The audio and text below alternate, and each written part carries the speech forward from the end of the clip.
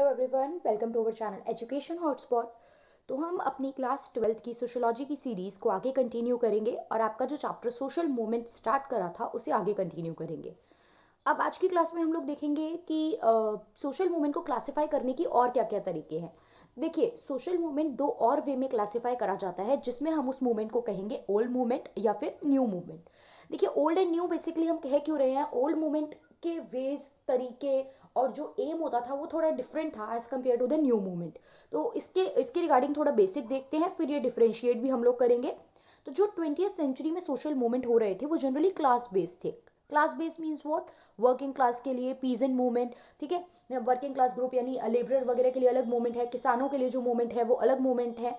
ऐसे बहुत से मूवमेंट हम अभी जो सोशल मूवमेंट है हम लोग डिस्कस भी करेंगे आगे वीडियोस में।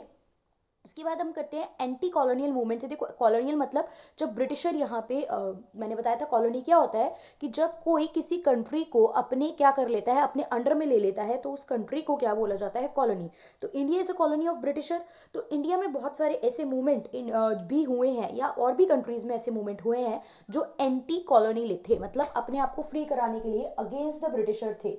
ठीक है, तो अब यहाँ पे ये क्यों थे, ये यूनाइट करते थे एंटायर पीपल को इनटू नेशनल लिबरेशन। मतलब जो भी एंटी कॉलोनियल पीपल हैं, जब आप किसी सुपर पावर से, मतलब जिसने आपको अपने कॉलोनी बना रखा है, उससे अगेंस्ट, उस पावर से अगेंस्ट आप लड़ रहे हो, तो यहाँ पे आप में एक नेशन लिबरेशन आ रही है, एक नेशन यूनिटी की फीलिंग आती है। तो ये मूवमेंट थोड़ा सा यूनाइट कर देते हैं लोगों को। फिर बात करते हैं क्लास बेस्ड मूवमेंट पे। क्लास बेस्ड मूवमेंट क्या होता है, ये क्लास को यूनाइट करते हैं ताकि वो अपने राइट के लिए क्या करें, फाइट करें। ठीक है, अब कैपिटलिज्म और कॉलोनिज्म जो है ना, ये एक हद तक इंटर रिलेटेड है। देखो, कॉलोनी, जब किसी कंट्री ने आपको अपनी कॉलोनी बनाया, लेट से ब्रिटिशर और इंडिया का ही एग्जांपल लेके चलते हैं। ब्रिटिशर ने इंडिया को अपनी कॉलोनी बनाया तो वो इंडिया के सारे रिसोर्सेज यूज करेंगे ना। ठीक है, रिसोर्सेज चाहे वो नेचुरल हो चाहे ह्यूमंस हो, हर तरीके के रिसोर्स वो यहाँ पे यूज करेंगे और यहाँ से क्या करेंगे, प्रॉफिट अर्न करने का सोचेंगे। ठीक है, तो यही कंसेप्ट तो एक हद तक क्या होता है, कैपिटलिज्म होता है। जब गवर्नमेंट का कोई इंटरफेयर नहीं है, आप प्रॉफिट मोटिव के लिए काम कर रहे हो, तो ये कंसेप्ट ही क्या कहलाता है, कैपिटलिज्म।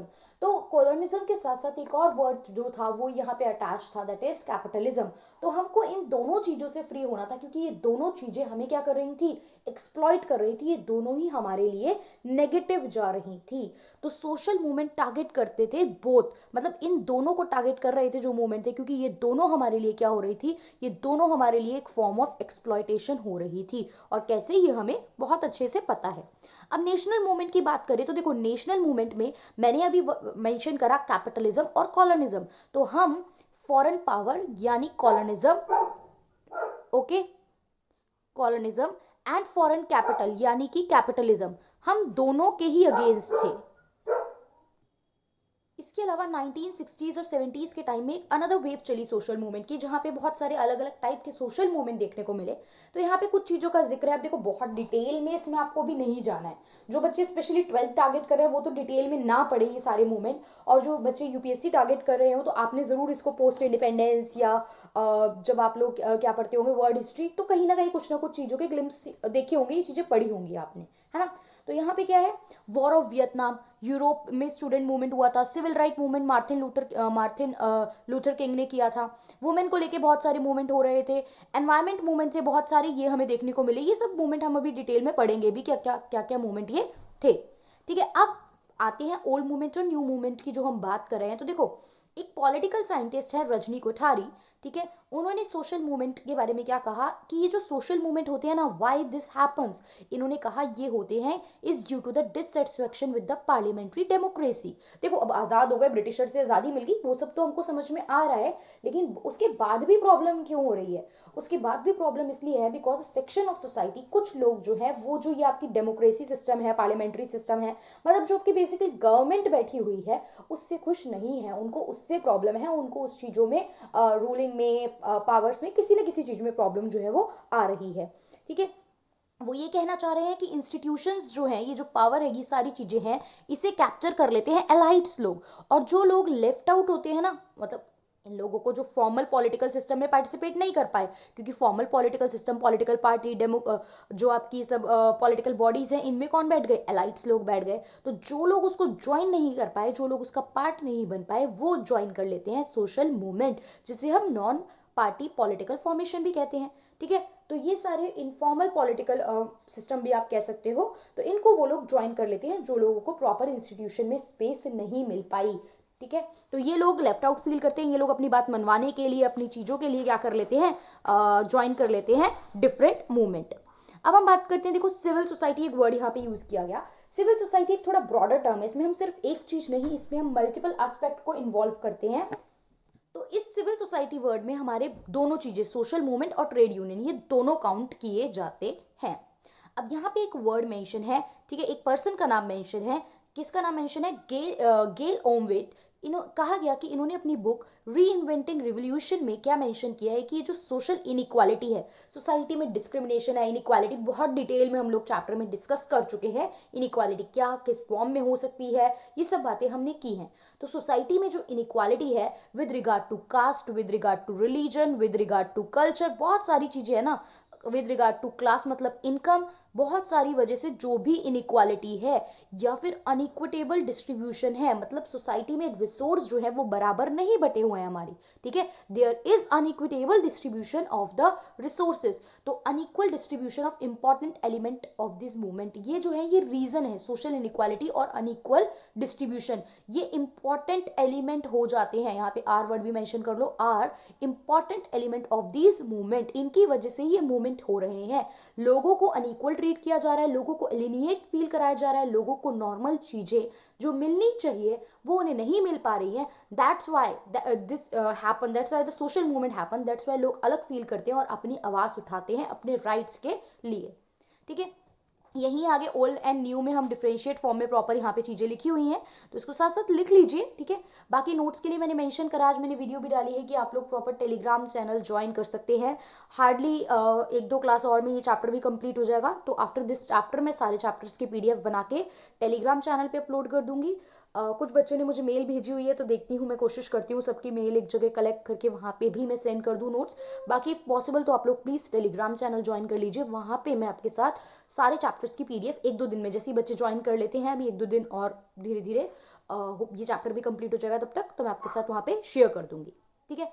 अब ओल्ड मूवमेंट और न्यू मूवमेंट की बात करते हैं। तो देखो पुराने समय में जो मूवमेंट होते थे ना, कहा जाता है वो लिंक्ड होते थे पॉलिटिकल पार्टी से। जैसे कि देखो हमें आज़ाद होना था, ठीक है, इंडियन नेशनल मूवमेंट जो था वहाँ पे एक INC ने एक इंपॉर्टेंट रोल प्ले करा। तो INC is a political party, ठीक है। चाइना में चाइनीज रिवोल्यूशन आया तो वहाँ पे कम्युनिस्ट पार्टी ऑफ चाइना ने एक इंपॉर्टेंट रोल प्ले करा। तो पुराने जो मूवमेंट होते थे ना, वहाँ पे जो रोल प्ले करती थी वो सब पॉलिटिकल पावर हुआ करती थी, पॉलिटिकल अथॉरिटी हुआ करती थी।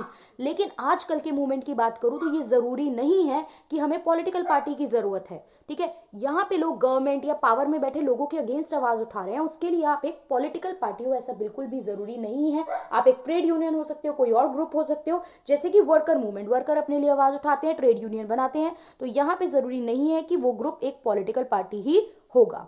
उसके बाद हम बात करते हैं, जैसे इस पर्टिकुलर जो ओल्ड मूवमेंट थे उनका एम क्या होता था। इनका एम होता था reorganisation of power relation as a central goal. मतलब we want power, we want to come in power, आपकी जो अथॉरिटी है हम उसके अगेंस्ट हैं और वो अथॉरिटी हमें चाहिए। कुछ इस टाइप का यहाँ पे एम हुआ करता था। जबकि आज की डेट में जो मूवमेंट हो रहे हैं सारे, या मतलब आज मतलब रिसेंट टाइम के जो मूवमेंट हैं, जो बाद में मूवमेंट स्टार्ट हुए, वहाँ पे कुछ सोशल इश्यूज पे बात होती थी, क्वालिटी ऑफ लाइफ पे बात होती थी। जैसे कि एनवायरमेंट को लेके इशू, एनवायरमेंट पोल्यूट हो रहा है, एनवायरमेंट को क्लीन नहीं रखा जा रहा है, वुमेन्स के राइट को लेके बात हो रही है, चाइल्ड के राइट को लेके बात हो रही है। नई एजुकेशन पॉलिसी देखो आ रही है, जैसे कि जुडिशरी सिस्टम में रिफॉर्म की बात हो रही है कि हमें रिफॉर्म करने चाहिए, ये सारी चीज़ें बदलनी चाहिए।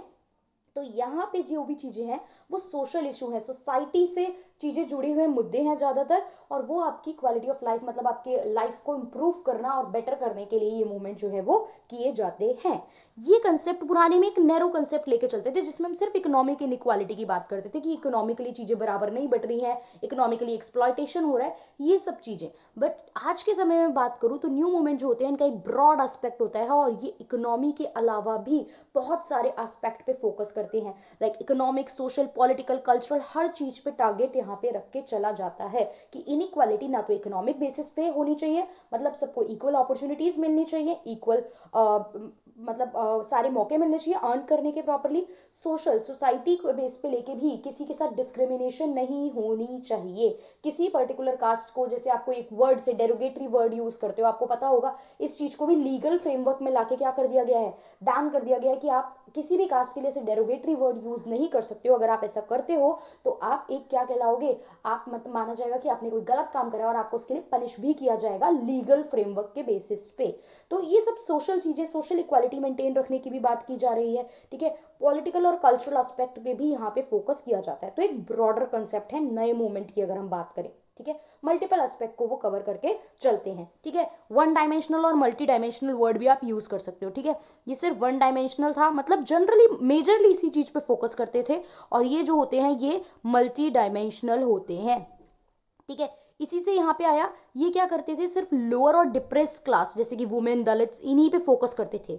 मेजर फोकस जो था वो लोअर क्लास, डिप्रेस क्लास, इन्हीं लोगों पे रहता था। वुमेन्स, दलित्स से रिलेटेड मूवमेंट होते थे। बट आज की डेट में ऐसा नहीं है कि हम सिर्फ वुमेन और सिर्फ डिप्रेस्ड क्लास की बात करेंगे, हम हर क्लास और कास्ट की बात कर रहे हैं। लाइक एक छोटा सा एग्जाम्पल है एजुकेशन पॉलिसी चेंज करना, चाइल्ड बैग को लेके एक आया है कि बैग नहीं कैरी करना है बच्चों को, ये सब कुछ बेसिक बेसिक सी चीजें हैं। तो यहाँ पे हम किसी कास्ट को, किसी पर्टिकुलर लोअर कास्ट को, माइनॉरिटीज को टारगेट नहीं कर रहे हैं, ठीक है। यहाँ पे हम सारी क्लासेस, सारी कास्ट को इंक्लूड करके चल रहे हैं। तो ऐसे सब न्यू मूवमेंट का थोड़ा सा जो हम एस्पेक्ट है वो हम ब्रॉडर एस्पेक्ट कह सकते हैं। क्वेश्चन सीधा डिफरेंस को लेके आ सकता है। क्वेश्चन आ सकता है how new movements are different from the old movement, या on what basis new movement जो है वो ओल्ड मूवमेंट से डिफरेंस है, चीजें क्या है। या फिर ये क्वेश्चन आ सकता है कि कैसे स्कोप बदल चुका है। स्कोप वर्ड यहाँ पे यूज कर सकता है। देखो पॉइंट यही जाएंगे, बट पता होना चाहिए कि स्कोप, मूवमेंट का स्कोप जो है वो over the period of time कैसे बदल चुका है। I want you guys to write answer of this question, how the scope of the social movement change over the period of time. I'm writing the question here, how the scope of social movements, how the scope of social movements change over the period of time, ठीक है। I want you to write the answer और मुझे submit करो over the period of time. जैसे ही video देखो जल्दी से समझो, नोट्स बनाओ और इसका आंसर लिख के मुझे कमेंट में आप टाइप करके भेजो, या लिख रहे हो कहीं पे इंस्टाग्राम, फेसबुक चैनल, मतलब चैनल के पेज पे, या फिर आप टेलीग्राम पे, मतलब कहीं पे भी मुझे आप इसको शेयर करो, आंसर लिखो, ट्राई करो। मैं मिस्टेक बताऊंगी आप समझने के बाद आंसर राइटिंग में क्या क्या गलतियां कर रहे हो। दिस इज द वे जैसे आपके आंसर इंप्रूव होंगे, और कोई तरीका नहीं है, ट्रस्ट मी। मैं ये सिलेबस के बाद जस्ट आपका question answer session, Q&A session भी लाने वाली हूँ सोशियोलॉजी का, जिसमें हम कुछ सैम्पल पेपर्स, कुछ क्वेश्चन आंसर सॉल्व करेंगे। तो उसमें मैं आपको कुछ टिप्स वगैरह भी शेयर करूंगी, बट उससे पहले जब तक आप खुद नहीं लिखोगे, ट्रस्ट मी, कोई आपको लिखना नहीं सिखा पाएगा। लिखिए, गलतियां कीजिए, मोस्ट वेलकम, मैं उन गलतियों को करेक्ट करूंगी, ठीक है। So that's all for today, thank you for watching.